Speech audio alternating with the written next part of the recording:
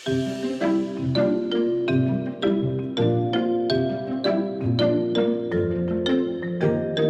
welcome to Transform Gov. It's the digital government podcast where we share real life stories about how technology and data are changing our public services. In every episode, we go straight to the source, that is the leaders who are making the calls and of course the teams who are doing the work. Transform Gov is part of the Ireland eGovernment Awards and it's brought to you in partnership with Accenture. And just a quick note before we start, for updates on the Ireland eGovernment Awards and Leadership Summit, which both take place on the 24th of September, please hurry up and find out more on digitalgovawards.com. So that's digitalgovawards.com. But enough about us. Today we're joined by Audrey O'Mahony. She's Managing Director and Head of Talent Reinvention for UK and Ireland at Accenture. And Audrey's been working with IBEC on Skills for All, Skills for Life, which is a new report looking at whether Ireland's workforce is ready for the changing AI landscape. And I'm dying to find out whether we are or not. Anyway, it asks a particularly important question for Ireland because we have, I suppose, built our economy into a knowledge economy, and we've done that by investing in education, skills and innovation. But is that going to be enough for the next phase? Because AI is moving so quickly. At a recent workshop, Audrey shared about 8-year-olds, for example, who are using AI to plan their entire family holiday from start to finish. Now, for some of us, that's impressive. For others, it's a bit unsettling because it might take us 3 or 4 days just to find a hotel online. But anyway, there you go. But Audrey, you're very welcome to Transform Gov. Thank you, Maeve. I'm delighted to be here. So it's a fascinating subject because it's so important, isn't it, to us? But let's start with those 8-year-olds.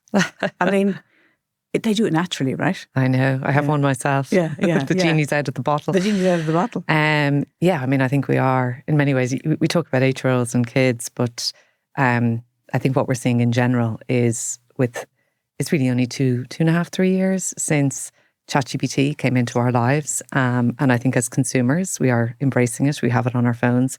And we've, I think, quite rapidly seen adoption of it in aspects of our lives, albeit at different demographics. I think like a lot of tech, actually, it's come into our life on the consumer side, but very, very quickly, which maybe makes it a little bit different to other technologies that have come before. We are already absolutely thinking about how do we use it in work. So that journey, if you like, from a technology being made available and available in the public for consumption and wanting to embed it into work, I think has been very, very quick. It has. And I suppose for all of us, it's the speed that's so overwhelming. And I suppose, which is an opportunity as well as being, it could be potentially people's fear about it, but definitely an opportunity. But I suppose it comes with it a need to be fast in response as well. You can't just sit back from this.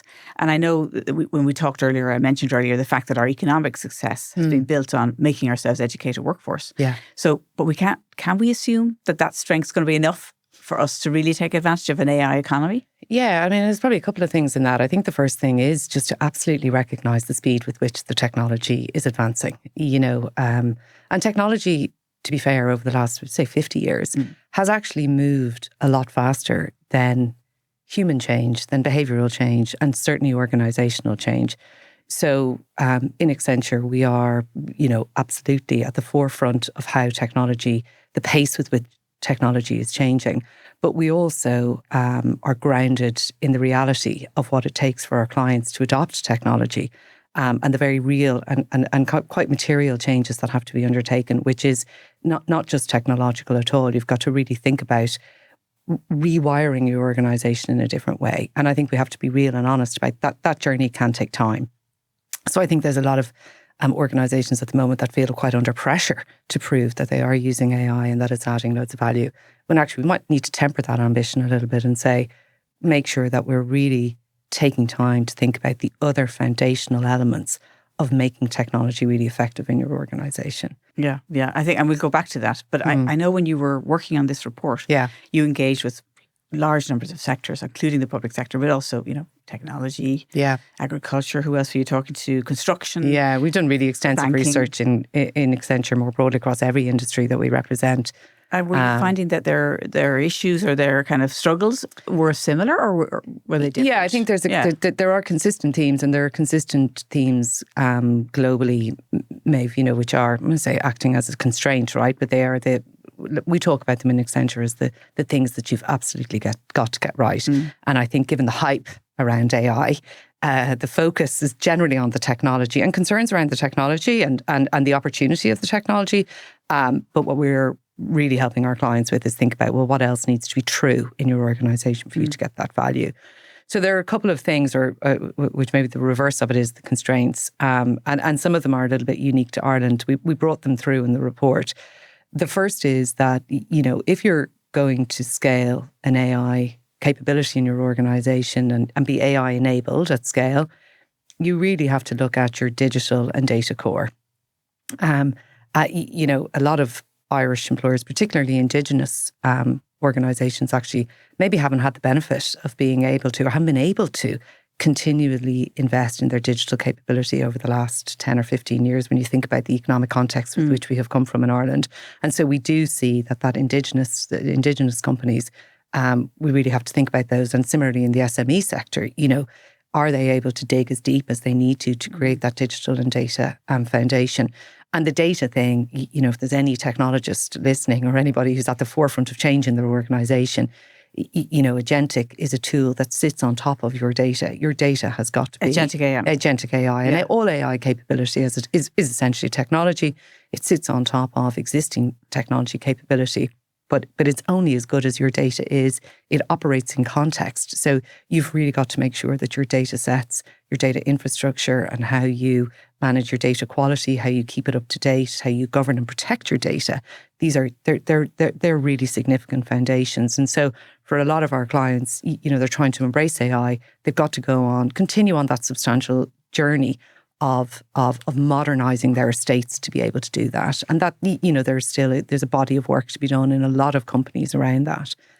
I think the second thing, which of course, the report that we did with IBEC, we were absolutely delighted to partner with IBEC and bring the conversation out to the fore in a really kind of, in a very partnerial way with them, is recognising that, AI gives us an opportunity to think very differently about what it is that we want to do and how. And the reason that it does that is because in many ways it can sort of mimic a workforce that we have. So we spend a lot of time with our clients encouraging them to think about... hang on, before we get into that. Yeah. I think we should tell the difference between AI and Agentic AI. Because, I think it's important because we're going to talk about that in that context. So tell me what Agentic AI is. But I think when we talk about AI, it's probably an umbrella term for all sorts of artificial intelligence and how it can be used. But what we've seen over the last kind of 18 months is moving from... I think a lot of people, when they use the terminology AI, what they're often talking about is having a personal productivity capability working with them. Very known products out in the market might be your Claude agent or your Copilot agent, and a lot of us, some of those are becoming ChatGPT. Yeah. They're all sort of ubiquitous. And so when we think about AI, I think a lot of people think about AI specifically as that. When we talk about the future of work and the opportunity for work to be done in a very, very different way, really what we are now what we're starting to talk about is agentic in the flow of work. And agentic, as the name would suggest, is effectively AI agents who you can train up to operate across your systems, to learn, to make decisions, to exercise judgment, to synthesize data, and to complete tasks, often in a really complete way now across, workflows, to complete those tasks almost as we would consider a human would today. And when you talk about, the robots are coming or the agents are coming or the threat to jobs, that's really what people are focusing in on. Okay. I'm going to have to take a quick pause, okay? Because I have to get a message from our partner Accenture, but we'll be back, continue this conversation momentarily. Through the power of cloud, data and AI, Accenture is helping the public sector by blending human ingenuity, technology and a delivery-focused culture to turn their ambitions into action. Be ready for any challenge by adopting a continuous reinvention mindset to deliver human-centric services that adapt and grow with your needs. Contact the team at Accenture to find out more. So we're back now with Audrey O'Mahony from Accenture, and we're talking all things AI. And now we've moved into Agentic AI and how that's different, I suppose, or what it actually means. Yeah. So end-to-end jobs can be done. Yeah, right? I mean, in some ways, because a lot of people, and naturally, so many of us operate in organisations where we look at cost, and cost can be a real constraint. And even with the advent of AI, naturally, a lot of people say, how does this help me to reduce my cost base? Right? How do I get tasks made? What we're really encouraging our clients to think about is reframe this opportunity very differently.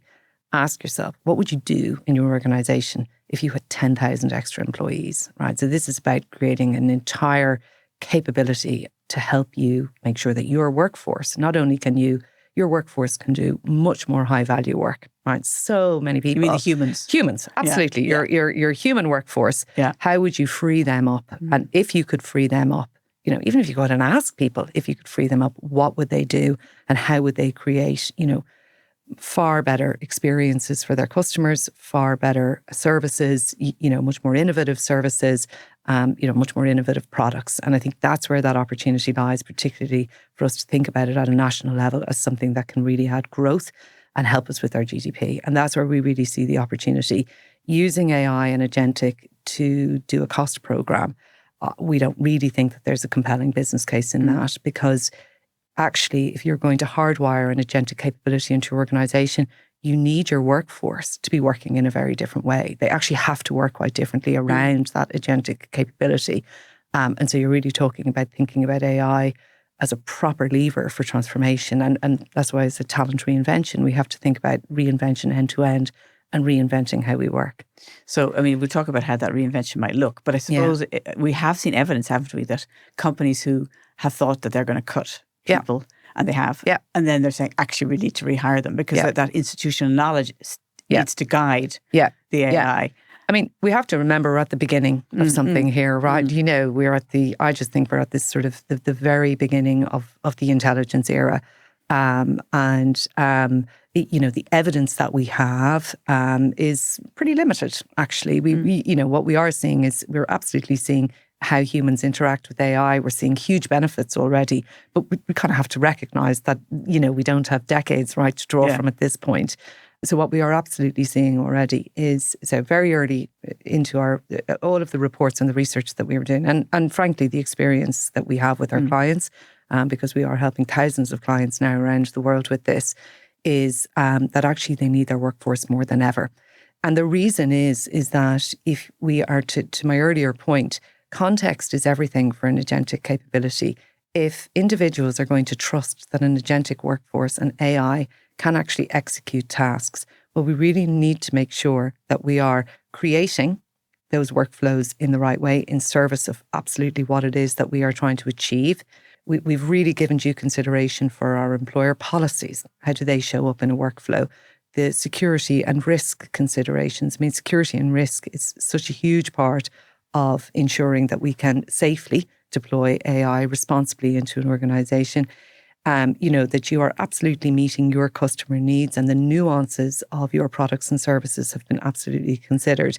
And that's why I think corporate knowledge and organizational know-how that's very deep. I would say domain specialism, if anything, I think we're going to see that elevated. So understanding your domain, understanding your functional specialism, I think is an absolute requirement to making sure that we can exploit the technology for value. Even anyone who's using it in an area to help them with their job, just in terms of productivity, will know. I think with what you're referring to is that as you push it more and more and more, you have to educate it more and more and more. Well, and so those domain experts are critical. Yeah, we sort of see now with the advent of agentic, we see sort of that there's three kind of capabilities that are emerging. The capability in an organization to create an agentic workflow. So I have an adequate understanding of what it is that we are trying to achieve in this workflow, how the technology and agentic capability could be in service of that, and what are all of the other considerations that are wrapped around that. So that's the idea, to create and reimagine is that's going to be a new muscle, I think, of the future, that we have enough technology fluency and awareness to understand, God, we could do this differently. So we see this surgence. I think we're going to see a surgence of people who can actually create. But in order to be able to do that, they have to understand their domain. I think the second sort of emerging capability that we're seeing is going to be around judgment and looking at the outputs from an agentic workflow tool and saying, that seems right. You can't exercise that judgment unless you know your own world and you know your own organization and you really, are clear on what the business intent is and the considerations around that. And then I think the final capability that we see, and again, I think you've just touched on it so well, is that idea of training. I sort of love the idea of getting into a mindset where agentic, we should treat them no differently to a new employee that is onboarding.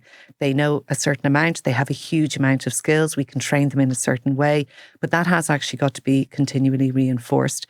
And for some of our clients that have been on the journey, because some of them have, they've really started to embrace this technology, that idea of training and leaning in to being able to train not just the human beings working with agentic, but the agentic itself, that's an emerging capability that I think we're going to see a lot of in the future. So those three capabilities are going to be, if you like, the skills that will exist around the technology, but they're nothing if they don't exist in a deep industry or domain or functional experience, and that's why I think there should be a stronger narrative about job creation, and much more job creation that is for high value work and frankly work that I think human beings are going to enjoy a lot more. Yeah, exactly. I mean, if you could free yourself up from the jobs that you really don't enjoy, which are often repetitive, over and over again, the same thing.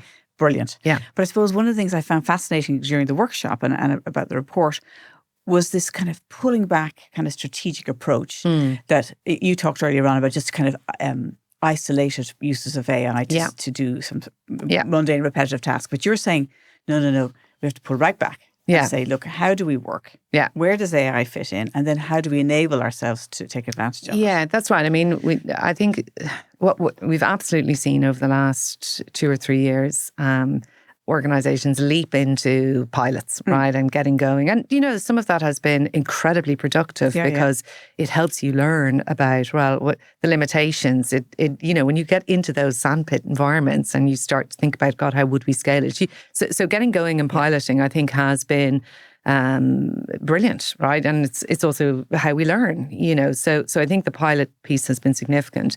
But most organizations have a P&L and they have got to really think about, okay, how do we convert this into value?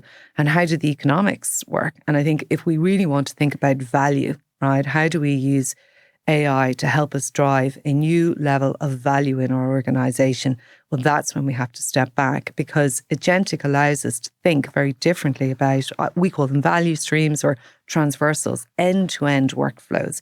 And so actually, instead of us looking at the compartmentalized stops in a process, actually, if we step back and we think about it more end to end, we could be quite transformative in terms of how we reimagine this work getting done. So, really good examples of that might be I spent a lot of time working in financial services. If you're selling a mortgage, well, some of it might start with a mortgage broker out in a field or a human agent out in a field selling broker. Then they have to come back. They've got to do all of their paperwork. They've got to push it through a system fulfillment into, say, credit decisioning. And that, if we look at agents just task by task, we might lose the opportunity to think about, well, actually, could we drive decisions much closer to the customer? What would that actually look like? And so that or even predict who's going to need a mortgage. Absolutely. No, absolutely. We can have really personalised solutions much early on. All of that opportunity is there. And that's why this idea of kind of, I think, creativity and imagining and thinking differently, I think that's actually going to be quite hard for a lot of organisations, because most of us in our organisations tend to operate in functional areas, and we've grown up in those functional areas, and we may not even have the knowledge and the understanding. And so for me, scaled transformation and the opportunity, I think it's going to require us to work quite differently, to collaborate quite differently, to potentially have a very different mindset, and to recognise that actually activities that I own in my domain today, I may no longer own, and I have to get comfortable with that. Absolutely, because the resistance that people can be, say. And I guess for people in what the organisation and I think look like. I think that resistance, we tend to be quite dismissive of it, as in, well, this shouldn't be. But actually, we have to also recognise too that for people who are in, particularly senior people, I mean, there's a big conversation, I think, around leaders and their roles and how leaders have to evolve, I think, in the face of this opportunity. But it's okay, and we should accept that leaders will have a level potentially of discomfort around some of this. One, because of the potential change, it can be quite radical, but also control, and risk. And, if you look at regulation getting things right. A lot of organizations at a senior level, the environment can be quite unforgiving for that. Yes. And so, understandably, and I think that can be in any sector. That's in the public sector. That's, when you look at taxpayers' money, the pressure that they'll be on to say, actually, we've got to get this right first time.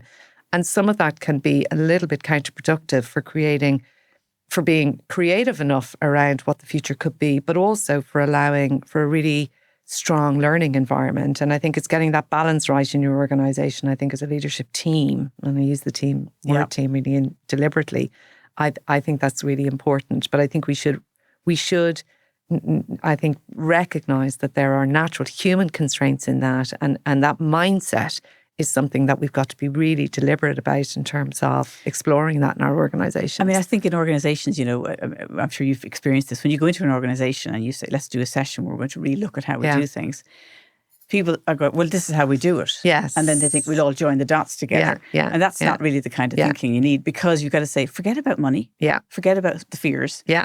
Let's just talk about what's possible. Yeah. And then you can pull back from that. Yeah. But that's really hard. Yeah. In organizations where there's regulation, where the impact of something wrong is huge. Yeah. But how are people doing that? How are you seeing it happening? And I think it's a great observation and a great question. I think I do think that ingredient of collaboration is so important. There's a couple of things that I would say are really encouraging that are happening right now. One is certainly with our clients, and we're helping them a lot with this, is, come in and learn, right? Like we talked at the start of the conversation about the pace of technology change. That can actually be very overwhelming. A lot of people sitting around a table in senior levels in an organization, they're not technologists. They're not fluent in this language. They've not grown up in this. They are specialisms in their own domain. And it can make people naturally uncomfortable to suddenly find themselves on that really steep learning curve with peers, particularly in environments where they're supposed to be expert, right? I think that's a huge thing. That's a very hard thing to face. So one of the things that we are really committing to with our clients is how are we helping our clients, particularly leaders, go on the learning journey around this technology? And how do we, and in many ways what we love to do is to bring them together to do that, right? And to have those conversations. And we do our best to try and inspire them with stories that are going on, maybe in their sector, outside their own organisation. So recognising that we have to invest in leadership reskilling, I think is such a considerable thing. I think the second thing is recognising, it's back to that point around value, right? Where is the value going to come from this in our organisation? And if we come together around that, well, what is the opportunity for us to kind of create those new ways of working? And then I think the other thing, Maeve, which is an ingredient that I think is going to be the factor that is probably arguably the biggest influencing factor in this, is the ingredient of trust. Do people in your organisation, and even at a leadership level, feel safe that as we embrace this technology, there is an opportunity for them to be more relevant individually as they go on the journey? So I talk a lot to my clients around how will you be demonstrating in the face of this change your commitment to an individual's relevance in the organisation? And what does that demonstrably look like? And so thinking about how we go on this journey, bring leaders with us, equip leaders to lead through this kind of era of change, to build trust as they go, to be as transparent as they can with their workforce, recognising we don't all have a crystal ball, right? But being transparent with your workforce around the changes that you want to get from AI. I think that there are some of the ingredients that we're seeing from a workforce perspective can make the real difference, actually. And then the other thing that just happens, and this happens in all organizations, is the use cases are compelling. So you go after something and you say, wow, we went through the AI journey. There were things that we learned. It wasn't perfect. But this is what we got out of it. Yes. And you can start to then create a little bit of contagion and you build that confidence. And we've seen that a lot with AI adoption around Copilot, is that, when certain functions or teams start to amplify and celebrate what they're going, how does them say over there, oh, I want a bit of that. I know, I have how some do we of that. do that? Exactly. And I mean, that's how I have come to really embrace. I say, I'm watching some of my colleagues saying, God, I didn't know you could do that. Yeah. So there's something, I think there's a step change here, which is in organizations, are you creating even the space for that conversation, right? Really the space. And when we're helping our clients now think about change and adoption, we've changed our approach to that a lot. Like over the years, we would have said, here's a digital web-based training, half an hour, off you go. Actually, what we're finding with AI, so much of it is about bringing people together, shared learning experience. You talked about kids. Why do kids embrace this? Because it's fun. Can you do this? It's fun. Can you do this? Can you do that? Try this. And when you do that, you build trust amongst teams. You build an environment of safety. You build an environment of, actually, it's okay that we're all on the learning journey. And I think, so if you can create that for leaders, I think then leaders really recognise the importance of creating that for their workforces. We're going to have to take a pause. Now we had planned, I'm going to put the cat amongst the pigeon now just to do one interview, but I'm actually going to ask Audrey to come back and do another. So we'll do a part 2 because we've only touched on a lot of this and it's so valuable. Yeah. So bear with us. Audrey, thanks very much for part 1. We'll be right back soon. But in the meantime, I have to thank you. Thank you very much for coming in the first place. And then I'm going to thank the team here. So in studio, we have studio manager Peter Rice, we have video editor Neil Horner, and then sound engineer and videographer today is Richie Ryan. So thanks for listening, and don't forget to come back to part 2. There'll be plenty more from Audrey.